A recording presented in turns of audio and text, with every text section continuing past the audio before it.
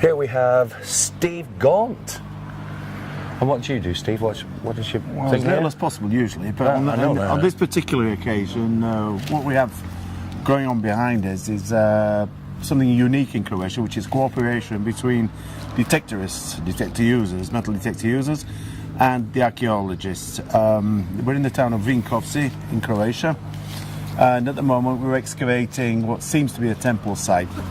This is a rescue dig, in other words, they're going to be building there. So there's only a certain period, to the 5th of May, they have to clear the area to get all the finds out and chart down everything that's been found there, the walls and the finds and things like that. My particular job is like the last line of defence.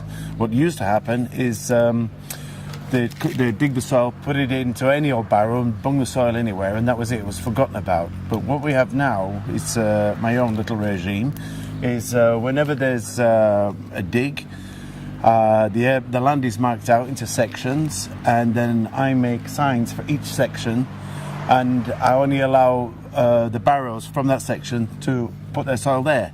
We do it in a certain way, so it makes a mound like this, and the guys can come up, empty their barrows over, it fans out the soil, and it makes it easier to find things. When we find things, we just put them into a bag marked with the same thing. And that has increased fines by something like 9,000%. 9,000%? Absolutely.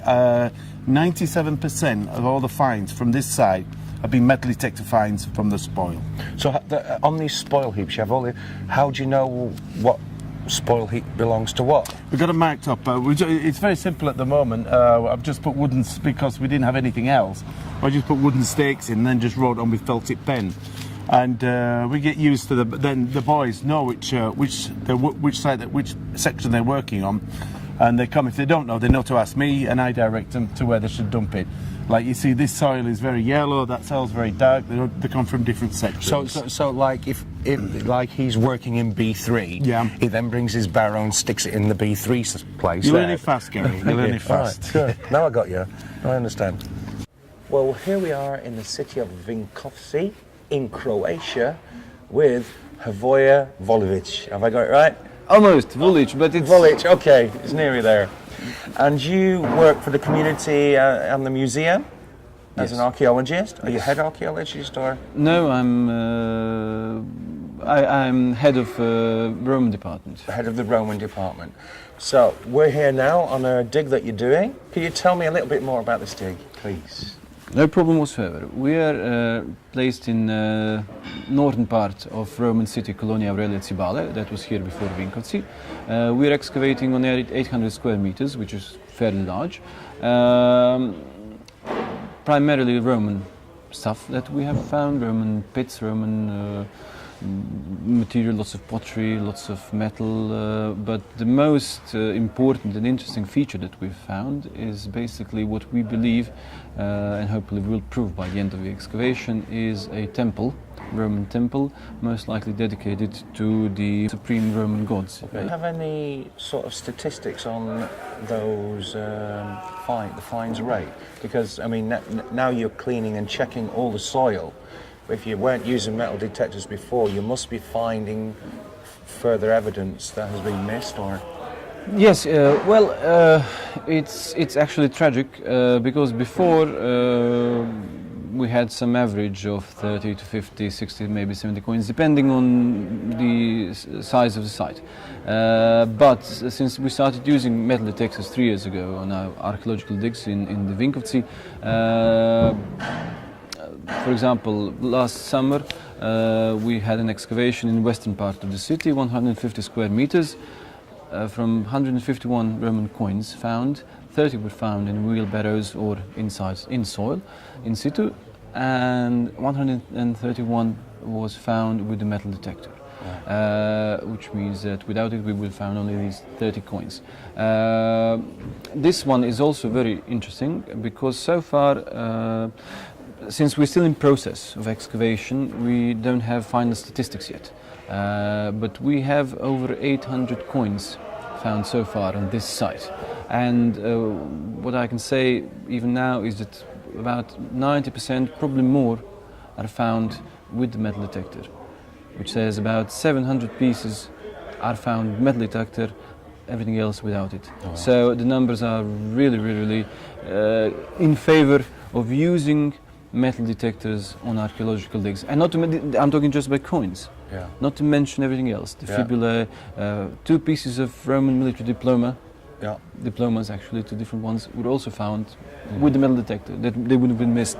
In the papers the other day, I saw the national paper, they were talking about writing a piece about metal detectorists who were stealing archaeological artifacts and were criminals. How, do you associate metal detectors risk with that, or? Well, unfortunately, in Croatia, and I think not just in Croatia, in most of the European world, it is that way. Whoever uses metal detector is automatically a criminal, which is nonsense, to be quite honest. Metal detector is a tool, is a machine. It can be used, as we have proved in our work, to do good, to do excellent stuff, useful scientifically, useful for community, useful for everyone. Or, of course, as any other tool, it can be used to do criminal activities. There are people who use metal detectors for their own gain, who make big holes on archaeological sites, protected and unprotected ones, and who cause real damage to the science, and also to the community. But there are also quite many people who do it out of hobby, out of love, who would like to have their work shown to the world, given to the museum, and that's the kind of people that we like to work with, of course, and we encourage such cooperation throughout Croatia when possible.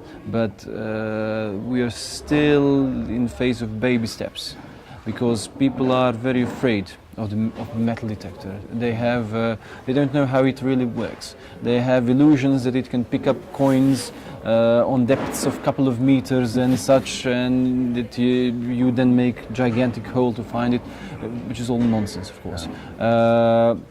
So what we're trying to do, first of all, is to explain, first of all, to the archaeological community, the limits of use of metal detector, that it can't be used like that.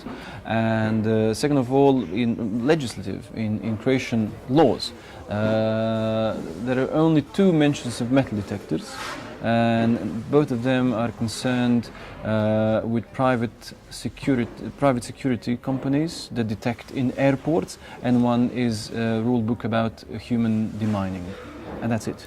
So it's not illegal, but in the view of public and archaeological community, it's completely criminal, which is, as I said before, is nonsense. One of the nicest things about being an archaeologist, one of the nicest parts of our job, is the field surveys.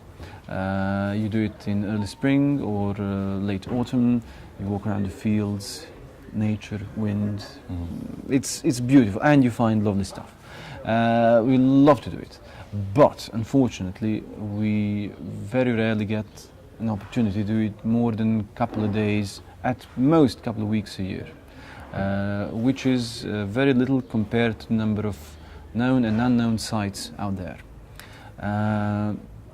So that's where you come in, because specifically group that we work with, a group of people, they're all war veterans who are retired now, who have families, who have lots of time, and who love this, and who go outside and can walk for days, and go and do stuff that we just don't have time to do, which is extremely helpful to us because thanks to work with Steve, Mirko, Domagoj and other assistants, museum assistants, we've managed to find in last basically 4 years, museum acquired more than 80 new sites that we didn't know of before, which is really large number of sites.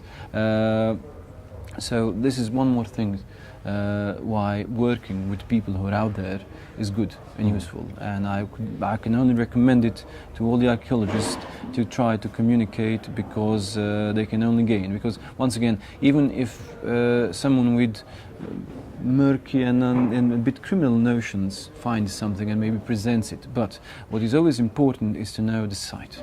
Yes. Because one find, even if you lose it, it means nothing if you know about the site. Then you can protect it, you can take care that nothing is taken from there, but you can't find out about it unless you communicate, unless you talk.